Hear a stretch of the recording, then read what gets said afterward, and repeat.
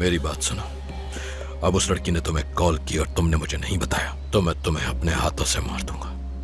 ये बात अपनी खोपड़ी में बिठा लो। आ गई समझ में? जी बाबा।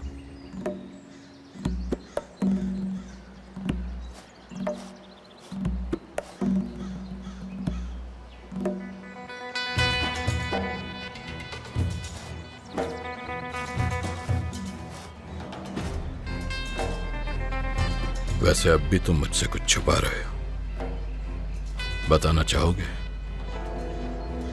आपसे क्या छुपाऊंगा बाबा? जोहरा को?